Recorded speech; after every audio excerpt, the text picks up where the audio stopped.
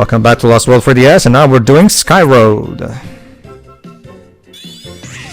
Skyroad has a weird start. I guess you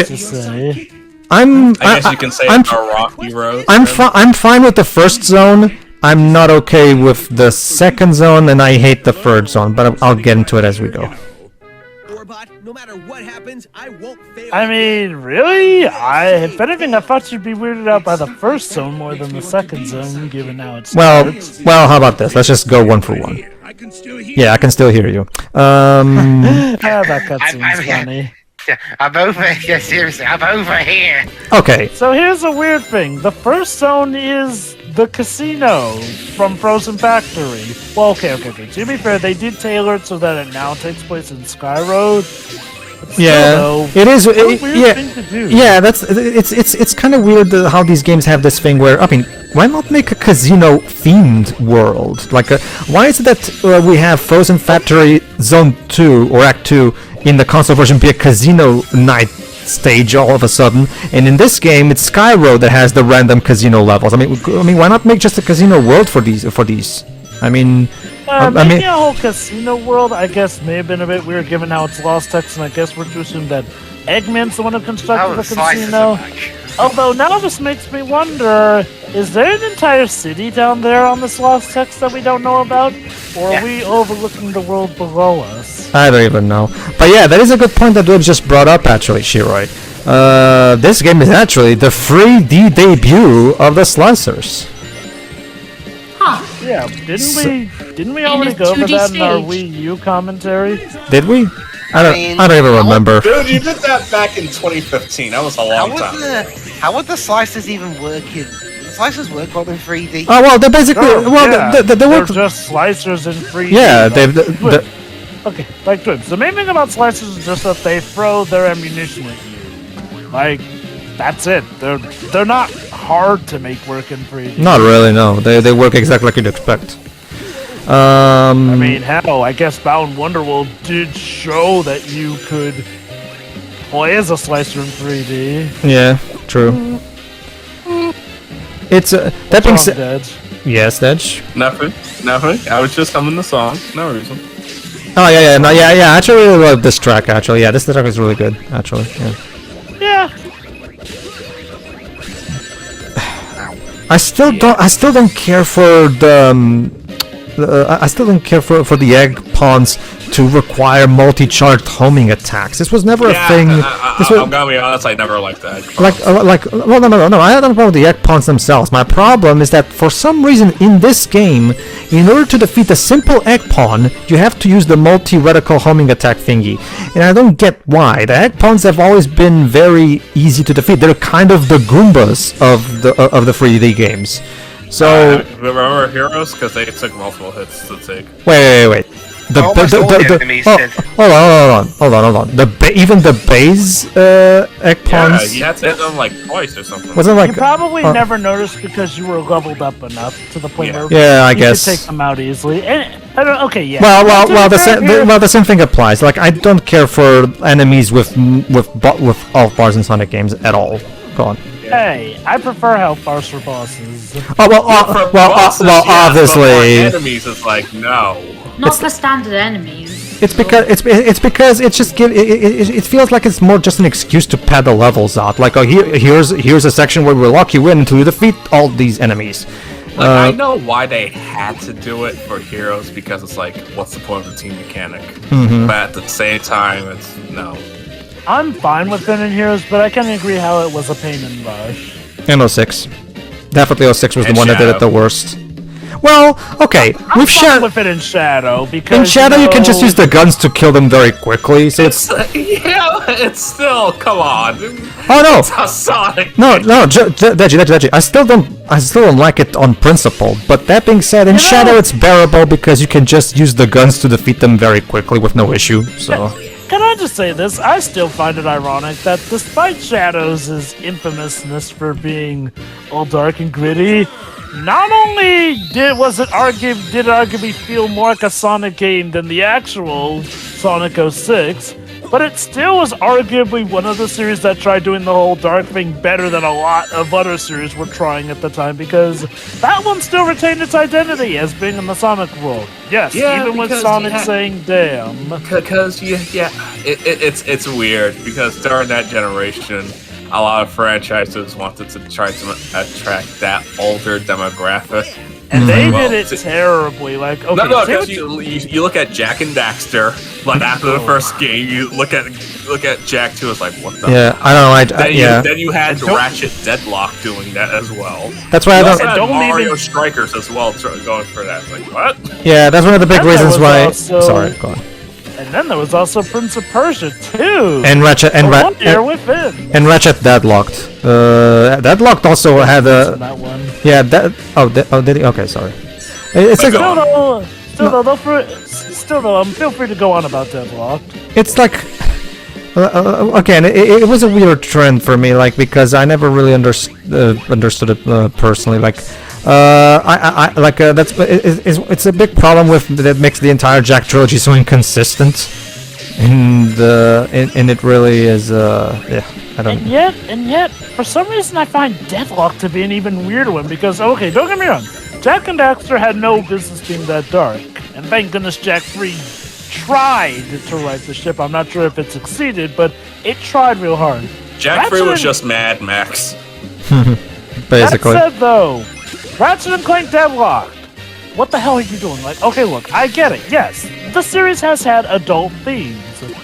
But it's like with, the Muppets here and there. Just because they weren't meant for kids doesn't mean you suddenly need to go all complete dark and raunchy. Yeah, that was my problem with that ABC Muppet show they made a few years back, where they literally have Miss Piggy talk about doing a boob job. What? No. Why? Why would you put that in the Muppets? Jim. Oh God. Well, no. Jim Henson always wants to make dark humor. No. Okay. When Jim Henson, Deji, go back and watch the original Muppet Show and the first Muppet. No, I'm not talking about in Muppets. It's just like in general, he did want to make. True. Like that is true. That is true. But when he actually worked on the Muppets with the original Muppet Show and the first Muppet movie, which was directed by him, the Muppets never did that kind of raunchy type of stuff. Not really. Okay. So to me, it depends on how you do it. Because all right, can I give you an example? Jibbo, don't laugh. The Afterlife with Archie comic, which is basically an Archie zombie book. That was basically having the characters in a post-apocalyptic zombie title, and it's like it was played straight, but the characters still acted the same, and it worked very well. Same thing with that Sabrina, the book that was a follow-up to it. I guess there was also the Scooby-Doo Apocalypse comic as well. Yeah. The 2011 the 2011 movie to me is actually the gold standard in terms of doing that well, actually, because the 2011 movie actually has a great idea for what it does after, because it's basically a sequel to the third movie. And remember, for those who don't know, at the end of the third movie, Kermit and Piggy actually get married. Problem is, as anybody who knows anything about the Muppets know, that Miss Piggy is a very needy person, and it's really hard to have a relationship with her, obviously. So they actually Which movie was that when they got married? I'm sorry, could you repeat that? Which movie was that when they got married? Muppets Take Manhattan, the third one from the original trilogy. Back when it was made by because Jim Henson died at some point, but the third movie was directed by Frank Oz, aka the original voice of Miss Piggy and. No, Frank Oz was no. The original voice of Kermit was Jim Henson himself, Edge. But he does voice Kermit nowadays, right? No, Frank Oz doesn't work on the Muppets anymore. Wasn't that because he got booted off the show, which caused a lot of controversy for Muppets now? That was Kermit's other voice. Yeah, you're thinking of Steve Whitmire. Steve Whitmire was the one that got ousted, and now we have David Goles, aka Gonzo's puppeteer, doing Kermit.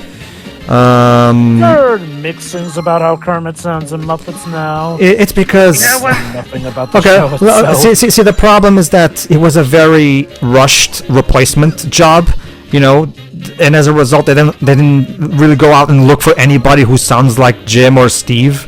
And it's kind of like look at it this way. Look at Brett Ewan, who replaced Wayne Allwine when he died in 2009, right?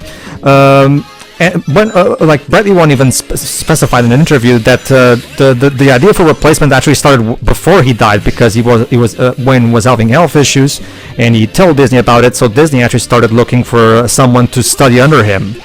Unfortunately, Wayne died before that said study could take place, where Wayne would give Brett some pointers. But Brett actually was properly cast because he was able to imitate the Mickey voice that we all know and love. They didn't do the same thing with the Muppets. It was a very rushed replacement job, and as a result, we never really. There was no search for a new Kermit. As Here it is again. Yes. You know what, live with your failure, and where did that bring you? Back to me. So to talk about positives, about the 3DS in general, one thing I will always appreciate about the 3DS is that we have a handheld system a handheld system made by Nintendo, where we didn't have any like MIDI or audio compression. The 3DS games have CD quality music. That was the best part of it about it to me. Mm-hmm. Wasn't that thing as early as the DS era? No, I mean the DS. Technically the DS could, but that took up a lot of space. Alright, before we move on to Zone 2, with Zone 1, again, it's fine, but again, it goes on for longer than it needs to. God, I forgot about Zone 2. Yeah, it goes on. Alright, now, instead of a 2D casino stage, we have, 2/3 of Sky Road in this version is actually just casino stuff. Yes, casino in the sky, like Jova said, but still mostly casino themed. Okay. I don't know, Give them credit. I do dig that at least they do give a transition going from the casino to, Sky Road. Sky Road proper. So there's that. Still, though, what a weird connection. Again, I would have preferred if they just made a full-blown casino world. Why not? Right? We have a full world for each of the tropes. Why not dedicate a whole world to this trope while you're at it? I mean, I guess who would be the boss then? I don't remember. There's 6 of the deadly sins. I don't know. Come up with a 7th one. I don't know. Just smash them all together or something. No, I know it. Look, I actually would have preferred if it was the Deadly 7. That way it would have served as a nice, 7 deadly jokes, 7 deadly sins type of joke, I know, we'd call one of them Ziri. Sure, why not? Pedro, yes, Twips? since you mentioned Mickey Mouse earlier, why does he have 2 current English? Allow me to explain. Basically, Paul Ruddish, the guy who handles all the Mickey Mouse shorts that have been made since 2013. By the way, if you haven't watched them, they're amazing. Paul Ruddish, much like Pete Brongart did with the recent Looney Tunes shorts he made, he wanted to return these shorts to the roots, as in really make them use the original 1930s and 1940s shorts as the model. And as a result, he wanted a Mickey voice that was much more sounding like the original voice by Walt, because remember, Walt was the original voice of Mickey. However, if you hear Wayne Allwine and Brett, you'll notice that they don't sound. They definitely went for their own type of Mickey instead of just imitating what Walt was doing. But Paul really wanted a OG Mickey voice, so they wanted to search for somebody who could imitate Walt's original Mickey voice, and that's the reason why we have Chris doing Mickey in those shorts. There you go. I actually have a bit of a fun fact about how we eventually got to the Mickey design that had pupils instead of, the typical black dot version. If you'd like to hear.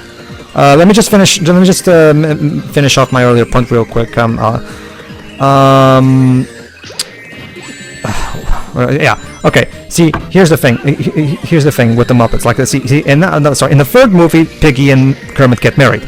What they do in the 2011 movie, which takes place like a decade or however long it is after. They don't specify the exact time, but it's clearly meant to be a long time after. Turns out Piggy, the marriage didn't work out. Piggy and Kermit are actually divorced. They separated, However, they still because the whole thing.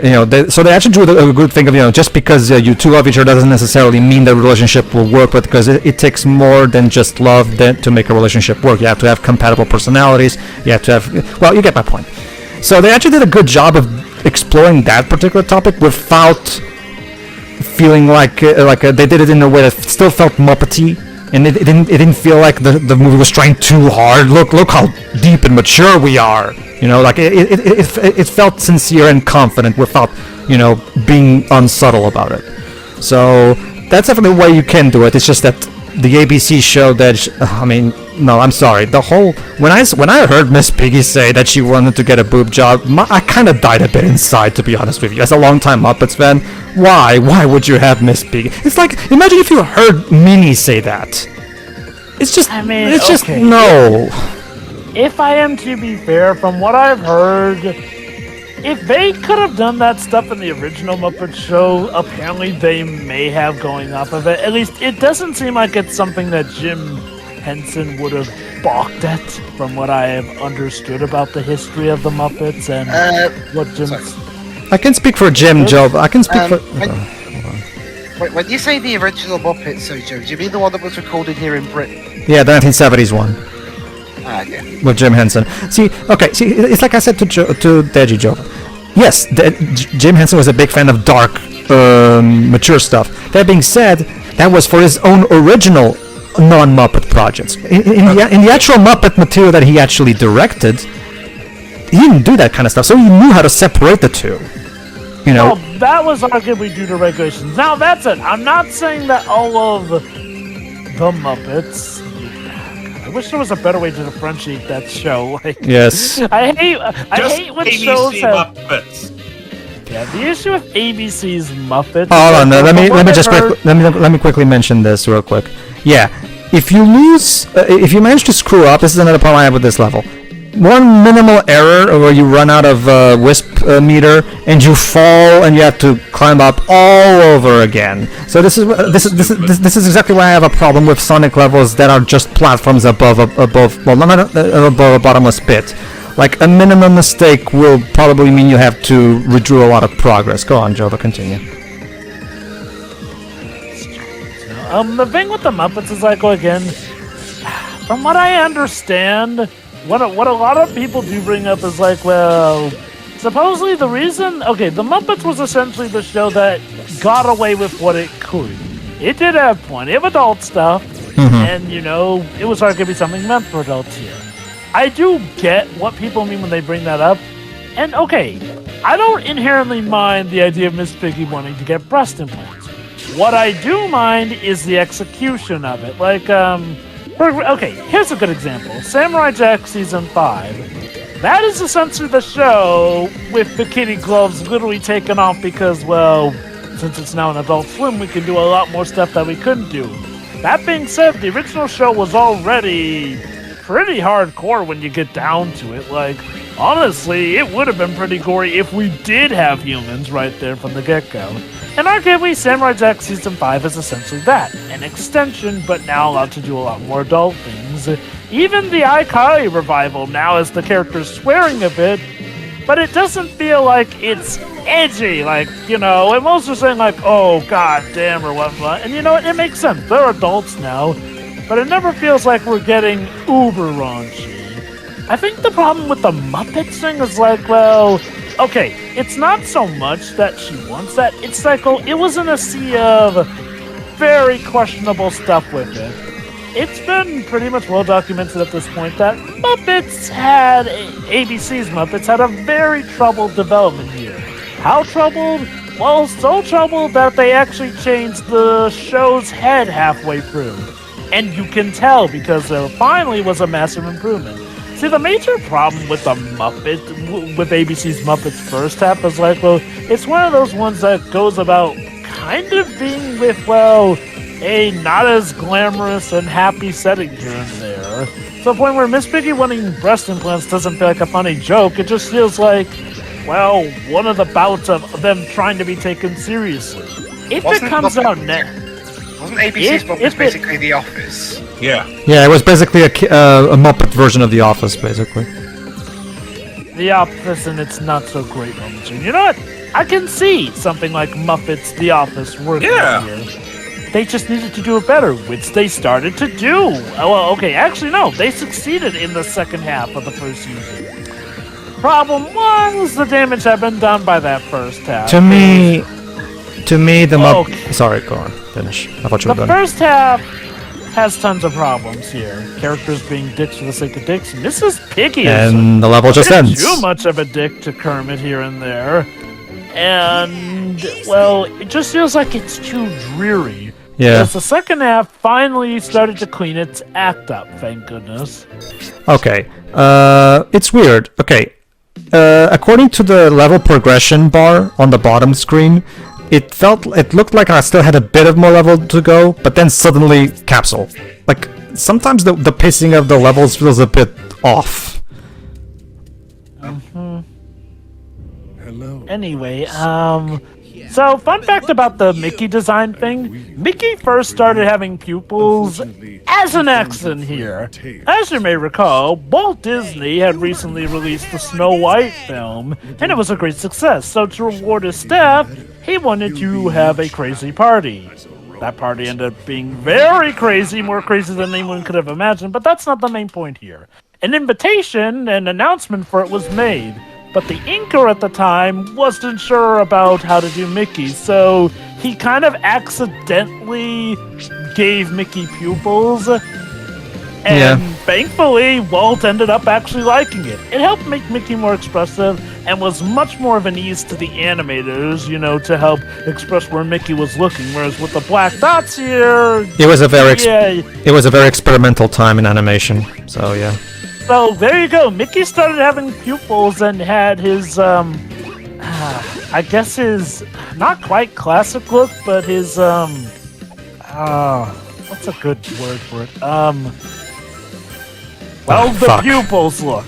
Okay, so the classic pupils look. Yeah. All right. This level.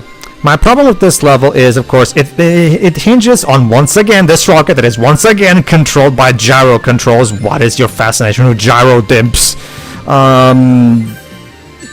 And the problem is that, again, the rocket goes quite fast, meaning you have to be very quick on your reaction. Second, one single hit on the rocket, you'd think it would just make you lose your rings. No, instead it destroys the rocket and you fall and die. It really is one of those cases where I don't care for the gimmick, and again, like I said, the fact that you have to control gyros can be a bit awkward. And there's the snake. There you go. Oh, and yeah, once again, you have to also dodge those things because if it's a dragon. Well, whatever it is. Yeah. Okay, that's it. Okay, so this is the actual proper Sky Road level of the Sky World. So, aka Green Hill in the Sky. All right, let's continue. My primary issue with that rocket gimmick is, once again, gyro controls can be awkward. And second,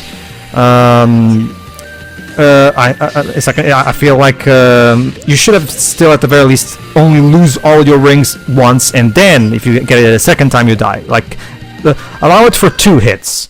Like, I feel like just getting hit once in that thing and immediately falling to your death is a bit too much. I mean, we're near the end of the game. Well, okay, Dwebs, I failed to realize what that has to do with it. What I mean is, suppose the defense to this could be, well, we're near the end of the game. Isn't it going to be a bit harder and you don't get as many chances because, again, you're at the end? Okay, I would be fine with that if I could control this thing with the Circle Pad Pro then.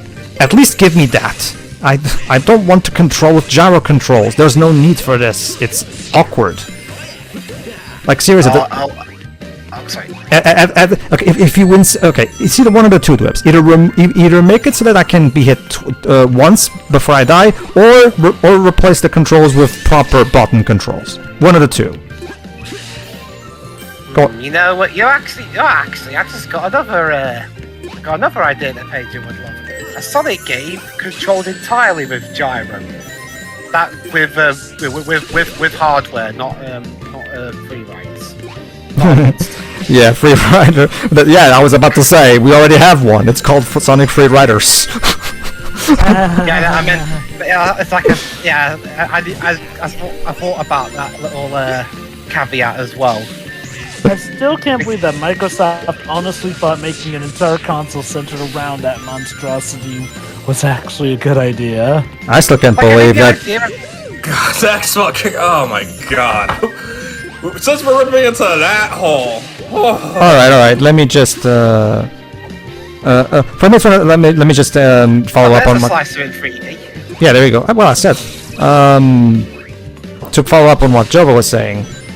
To me, I don't know. It's just like the 2011 and the 2011 movie and Muppets Most Wanted prove that the classic Jim Henson, like classic 1970s style Muppet stuff, can still work for modern audiences. And it works so much better, if you ask me. I just don't understand the idea of quote unquote updating the Muppets. They don't need to be updated. Can I pull a Jova right now and say, hey, it's while those Muppet movies are good, and the TV show, while doing its own thing, is still good late on the second half, but it's clearly not for you.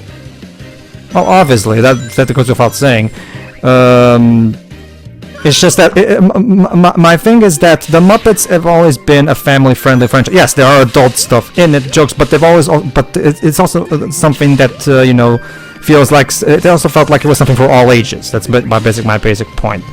And that's how Jason Segel envisioned the first movie. And the first movie is so awesome. I love that. I love the 2011 movie. To be fair, honestly, aside from the breast thing, I've never really felt like ABC's Muppets was really something that kids could never sure. do.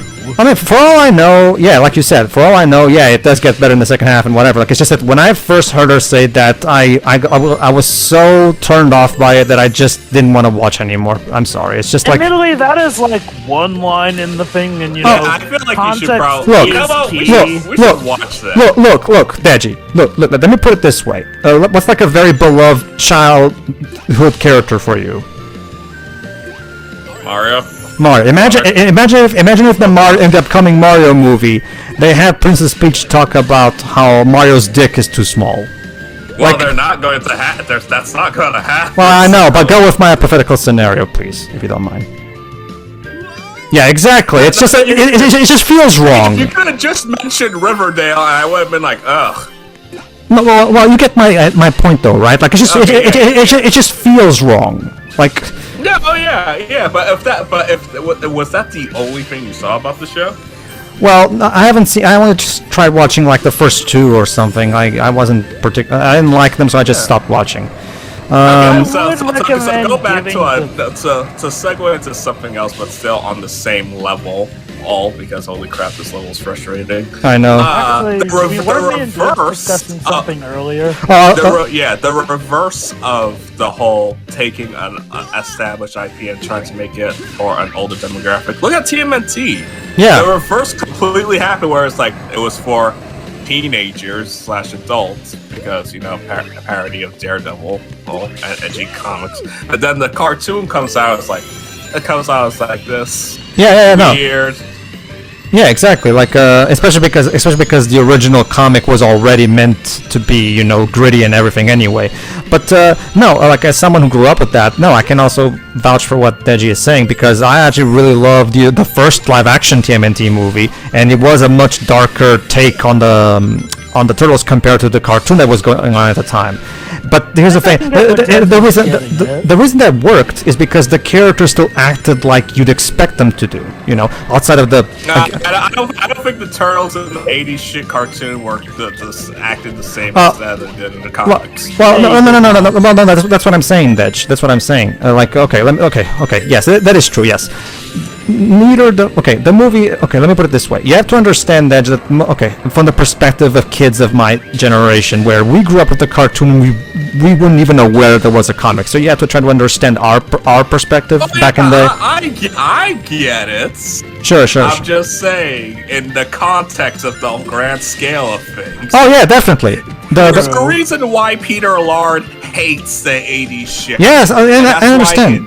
I understand. And that's why in Turtles Forever, Did you notice why the 80s turtles kind of acted like idiots? Yes. Yeah, that was an executive mandate by him because he just wants to vent out his frustration. It's like it's also the same reason until the 2012 show was bought by Nickelodeon. It's so. Yeah. Let me finish. Sorry, go on. That we didn't see characters like Bebop and Rocksteady because they were any characters you remember from the 80s show. Sure. Because they were from being used. Let me mention something about the level, actually. Okay, first of all, just earlier, I had a point where I had to homing attack into one of the rockets, but there was an enemy right in front of the rocket, so once again, the automatic homing attack thing gets into effect, and it screws me over. Second, what they did is they have those little balls of water that allow you to turn down that fire. Here's the problem. They as you just, in case you missed it earlier, I tried homing attack into a ball. However, by attacking into the homing ball, I also hit the fire that was right next to it. So it really was a case of bad positioning, bad object placement on part of the developers. Like, wouldn't it make more sense for the ball to be away from the fire so that I can hit it without getting hurt by the fire that I'm supposed to use it to douse? It's just like, But no, I understand what Deji's saying. I do. Trust me. That being said, Dej, I can tell you, as someone who grew up with the 80s cartoon, I can tell you that I never, the person, even by that perspective, Dej, I never felt that the characterization of the first 80s movie was off, even by the standards of someone who only was familiar with the cartoon. Because it felt like a genuine, more grittier, mature take on what the cartoon was doing. It felt like it, at least to me it did. But yeah, like I know now, thanks to the internet, that it was because they based it more off the comics than the show. I understand that. I suppose, to be fair, again, from what I've seen of ABC's Muppets, once you get to that second half, things will definitely feel better and whatnot. It really does depend. I'm not saying that you absolutely have to watch it, but I would say that, just judging it based off of line or whatnot is, okay, look. Okay, don't get me wrong. There are a lot of things with some stupid lines here, but context is still sure. Oh, sure. I can believe that. It's just that you have to understand. Can we name this part the Muppet Tangent? Well, that's the thing, Dej. I've already explained my specific points with specific problems with the level. Aside from that, is it sad that I've forgotten what me and Dibs were going to talk about before you guys veered off into the Muppets? Well, we were talking about the 6th gen and how franchises just tries to go in this darker direction. Yeah, I think just a bunch of Muppets. Going to get that. Sure. Speaking of that, there you go. We're done. Finally. Yeah, that's just the thing, Shiroi. These levels go on for way longer than... No, I don't want to play the fucking special stage, thank you. They also just kind of blend together. It's like, I won't remember any of this. It's because... except for stage 4... Sorry, for free. Yeah, for free. If I'm gonna remember anything, it's the music. Also this scene. Say goodbye to all green in the world. All the green is going away. I'll never see grass again. What are you talking about? It looks like it's totally green over there. That's because the screen's green. Green Hill Zone says more like Gray Hill Zone now. Okay. Monochrome Hill. No, but to expand, that's the thing, Shiroi. See, the problem is that even don't get me wrong, this last level we just did has its own unique gimmicks.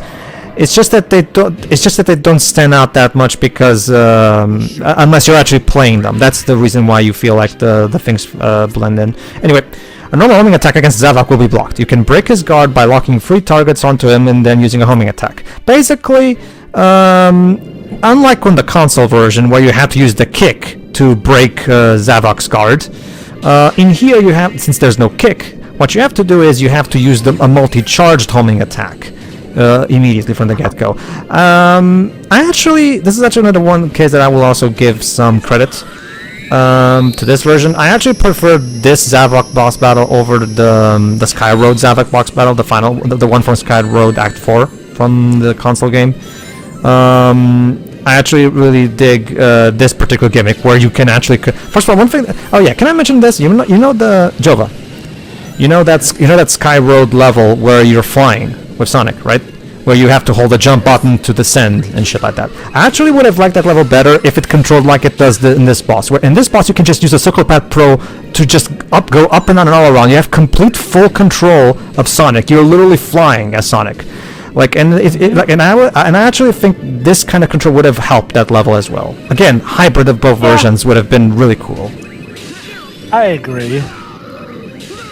So yeah, you know what? I do dig this boss fight too. Yeah, I actually, like I said, I actually prefer it over the console boss. This bit here, I like this bit here. I will say this: I do prefer the actual fight in stage 4 because it's cool fighting man to man on top of the dragon. That said, yeah, I do like this better than his stage 2 boss. Yeah, sure. I mean, the problem with the stage 2 boss is that you have to know to stop in the middle of the homing chain, in the middle of the snake. Otherwise, you'll be thrown over for some reason. It's weird. I honestly do always get a kick out of kicking him into the lasers in the console version. Oh, sure, yeah. I got a minute. Where's the ground? So there you go, Shiro. Sonic can now fly. No. He's falling with style. He's falling with style. Ah, okay. Maybe it's too early to kill you. Yeah, we got another part left. See, there's the ground. Right there. There we are. The Lost Hex has like weird. It works really weirdly. Like you can fall for eternity. It's like that bit in Spy Kids 2. For all time and eternity, would you say? No. This game isn't worse. It's not worse than Time and Eternity. Oh no! Dibs. I am not comparing this game negatively to Time and Eternity. I will still take this over Time and Eternity. Like, this game does not begin to waste as much time as Time and Eternity does. Like, if you have mastered this, you can breeze through this time. Time and Eternity literally drags your time on through story-mandated quests, which, as Pedro mentioned in such an angelically put way, it wasted his effing time. Essentially. Something for. Yeah, what Jova said. One of the easiest ways for a game to piss me off is to clearly waste my time in a way that feels so... Have you seen our Time and Eternity commentaries, Dej? Nope. Time and Eternity was actually one of our original commentaries, and we even did a replay commentary of it more recently with proper audio and the full team. Alright, everybody. This is the... I'm looking at this thumbnail, and I feel like I should be afraid. You should. Which thumbnail? There's these two anime girls. I'm like, uh-oh. Yeah, it's basically Deji. It's the two big anime RPGs that I did for the channel. That one and Fairy Fencer F. They're both terrible games, especially Fairy Fencer F. Believe it or not, Dead's Time and Eternity was the game we considered our worst. We considered that to be the new worst game that we knew of. And then came Fairy Fencer F, which went hold my beer. Alright, see you in the next part, everybody, because next time we finish the game. Yeah. See ya. See you then.